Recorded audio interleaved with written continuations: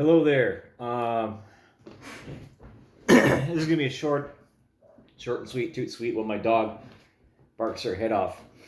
But the internet is not a kind place, and if you don't know what the fuck you're talking about, keep your mouth fucking shut.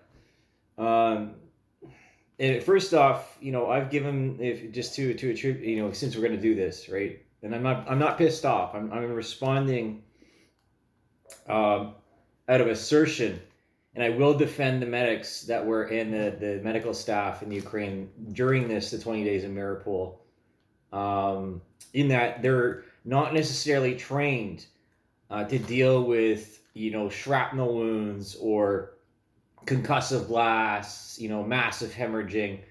They're just not educated for it, right? Gunshots here and there, stab wounds quite frequently, but crushing and stuff like that, that's a very hard thing to deal with. Honestly, I've never faced something like that. I'm in comparison to the professionals. I'm just one extra guy, right? I don't know how to do I don't know how to do sutures. I don't know how to do IVs yet, any of that stuff.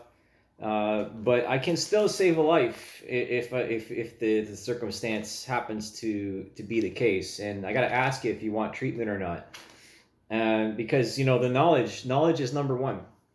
Okay, you don't throw stuff away. So let's see, general injuries to bones and joints, leeches. That's it.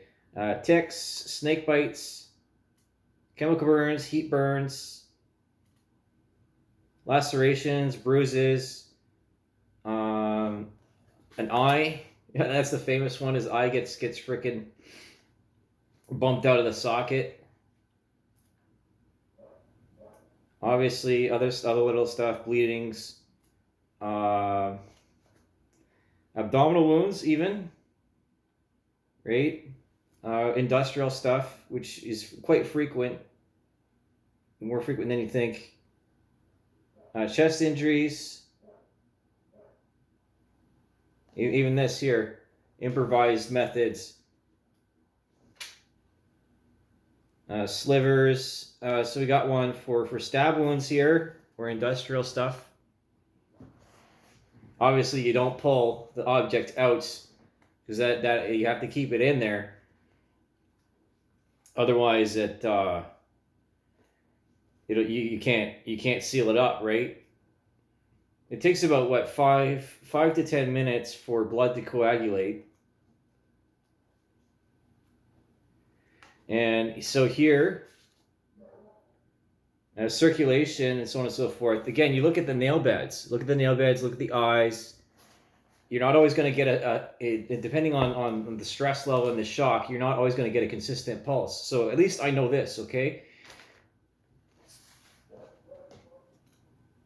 Education is number one. In other countries, they don't have the same amount of resources. That doesn't mean they're less talented or less skilled at what they do.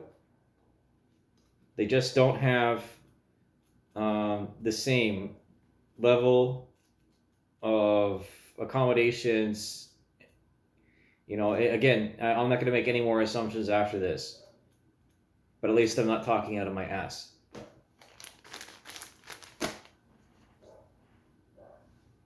Anyways, I'm gonna keep watching the 20 Days of Mariupol, and I keep my eyes open, my ears open, because this as an Academy Award winner, I expect it to be good and of some gravitas. But I never watched something similar, which would have been White Hats, and White Hats was notorious for being a propaganda film. And so that's the thing with documentaries, is that there's always two sides of the story, right? And there's a lot of concentration on the Ukraine side of the story, and not very much on the Russian side of the story as to why Putin is so motivated to reunite the Ukraine with Russia, and to deal with the minorities that are causing these uprisings and these separatists and so on and so forth. Because to maintain national unity, means that you should have the ability to export and import goods. But when other people are getting in the way of this, then that's one of those reasons for war, because it gets in the way of life and livelihood. And that's that. So again, I'm trying to be fair here. I don't support the war in Ukraine. Again, this is very difficult to watch as an empathetic person. Every time someone starts telling me about their injuries or whatever, I get really really turned up in the stomach, and shit. What can I say? Proof is proof, right? You don't just throw this away.